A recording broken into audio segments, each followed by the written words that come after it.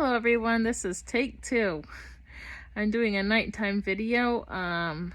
So the video's dark, but you know what? It's either now or never.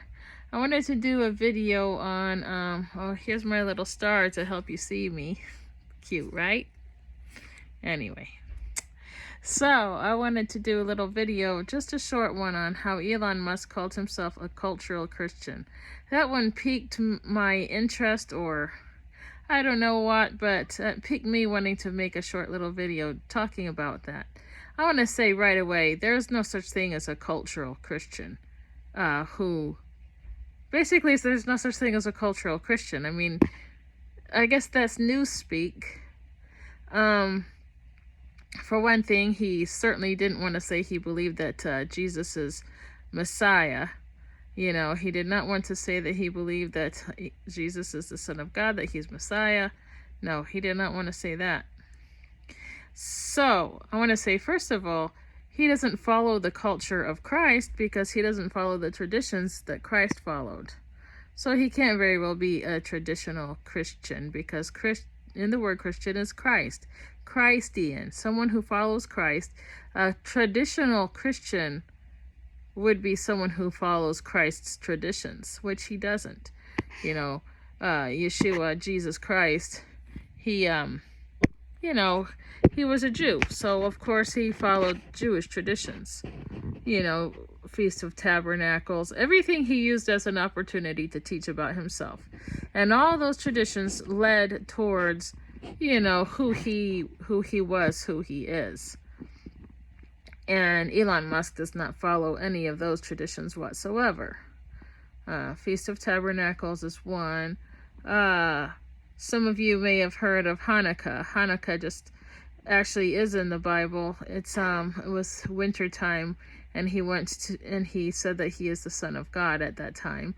He went to go. Hanukkah at that time was just sort of like Feast of Tabernacles, celebrating the Feast of Tabernacles that was missed. I'm sure all you guys know the story about Hanukkah. Well, I'm sure you don't know a lot about it. But anyway, it's a feast of dedication of the tabernacle, of the temple. And, you know, it was during the time of the Maccabees. The Maccabees couldn't celebrate the Maccabees couldn't celebrate sorry, my goodness, my brain is not working right now. The Feast of Tabernacles. Boy, my tongue got tied on that one. Anyway, they couldn't celebrate that because of the wars that they were in, the battle, however you want to say it. So they, they celebrated it in the winter time. And see if you can see me better now. Oh, maybe you can see me a little bit better here. Anyway. And so they couldn't celebrate that, so that's what they were celebrating, and Jesus used that time to say that he, is the light of the world, and, well, anyway, Elon Musk does not celebrate that either. He doesn't know about any of those traditions, so tradition equals culture, cultural, traditional, those two words go hand in hand, and of course Elon Musk doesn't celebrate those things, and he doesn't believe that Jesus Christ is Messiah anyway. And so, no, he's not a Christian at all, because Christian means Christ-like, or follower of Christ, Christian, and cultural, no, because he doesn't follow Christ's culture, the culture that Christ was in at that time. He doesn't follow those traditions at all. So, no, that's like newspeak, and it's like, I think that maybe, just maybe, his heartstrings are being pulled that way. If maybe we all pray for him, just maybe, because he says he likes a lot of the Christian beliefs. Well, then, if anything, he could just say that he's a moral person. He could say, I believe that I'm mainly or mostly, or, a moral person. He could have said it that way. So maybe, just maybe, there's still a chance for him to come to Messiah. So maybe we could pray about that. Maybe we all need to say a prayer for Elon Musk here and there.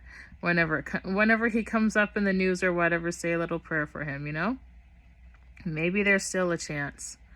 He was talking about how his son is dead because of transgenderism, and He said the only thing that's not good is so far Elon Musk is not really truly taking responsibility when he says that he didn't know what the risks were with his son taking puberty blockers and his son taking test. I don't know if that includes his son taking female hormones or not, because I guess he didn't really say anything about estrogen, but he mentioned that his son needed treatment. He didn't even really say puberty blockers, but he had said that his son needed treatment, or he would believe that he would end his own life, And but he says that the doctor said that he had to do it, so it's the doctor's fault. Elon's not taking any responsibility for that. How can you not question something that's not natural for your child that is natural?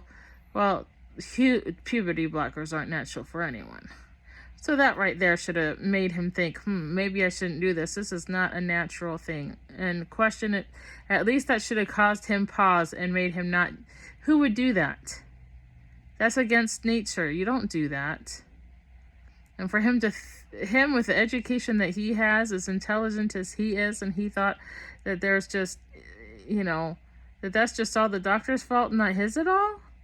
No, he needs to take responsibility for that, If he was, a Christian at all, which he's not because he doesn't believe in Christ, But if he believed in any Christian beliefs, he would know at least that God is creator and God created us the way he meant us to be, So he would at least believe that we were organically made. We were made the way we're supposed to be. Something in there should have clicked.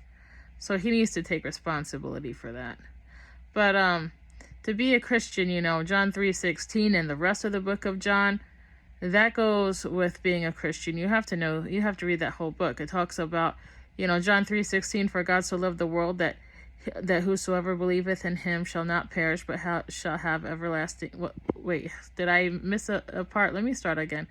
John 3:16, for God so loved the world that he sent his only begotten Son, that whosoever believeth in him shall not perish, but shall have everlasting life.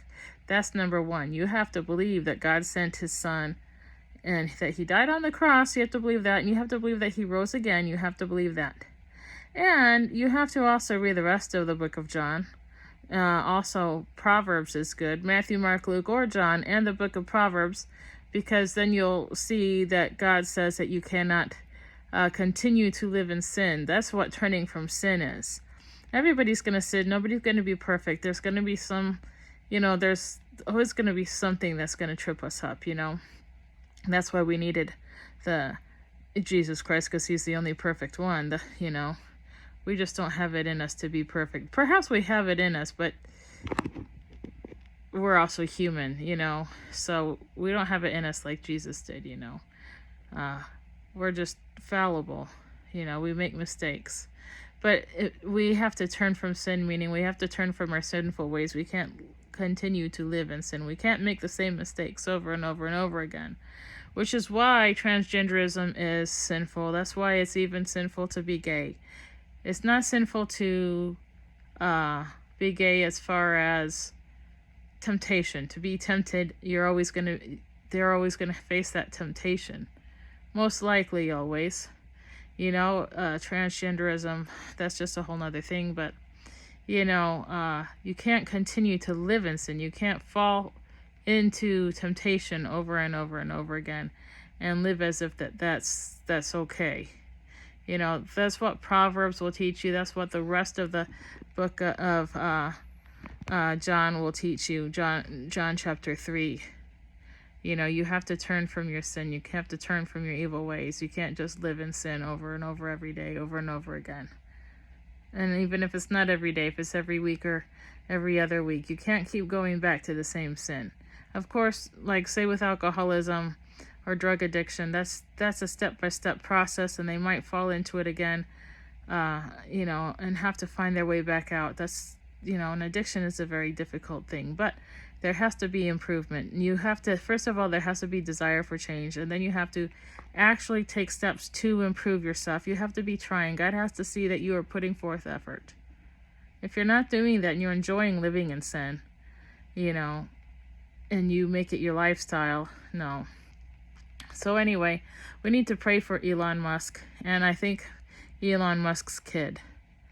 And so I wanted to talk about that, but there's no such thing as cultural Christian. That doesn't exist.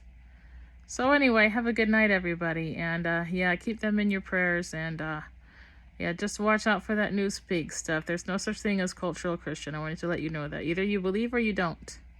There is no hot. There is no lukewarm. You're either hot or cold. You either have you have to have your foot in one place. You can't have your foot on the ground and another foot in the water. You know, you can't have your foot in the world and your foot in Christianity. You have to either believe or you don't believe. And you have to really decide that you truly, truly believe, and you have to live as if you believe. You have to try to live as if you believe, you know. You have to make strides, but you can't be walking, you can't continue to walk with one foot on the, like if you're on the beach, you can't walk for a mile or 2 miles or not even a mile is what I'm saying. You can't walk for long distances, and certainly not your whole life walking with one foot in the sand and one foot in the water. You know, you just can't keep going like that. You have to make effort to have your foot all the way on the sand. Either that or go swimming, you know, or just wade in the water and get both your feet up in there and just walk that way for a while. You know what I mean? But you can't just go a long ways having one foot in the water and one foot in the sand. It ain't gonna work. You either gotta get both your feet all deep in that water and go wading a while. You got to go swimming, or you got to get up on that beach and you're going to walk, you know. So you have to either believe and act like you believe, live as if you believe, make effort to change your ways. You cannot live in sin. You just cannot. So Elon's son is or daughter, I don't know for sure if it was female changed to male or male changed to female. I didn't catch that, but oh, he said his son is dead, so I guess it's male living as a female. So yeah, pray for Elon Musk's kid, and say a prayer for Elon Musk whenever we see him. You know, try to keep. Maybe God's working on him. I mean, he says that he likes the beliefs of Christianity, but yeah, he certainly could not say he believes. So maybe, just maybe, you know, it's worth praying about anyway. So that's it for tonight. I just wanted to talk about that. So have a good night, everybody. Bye-bye.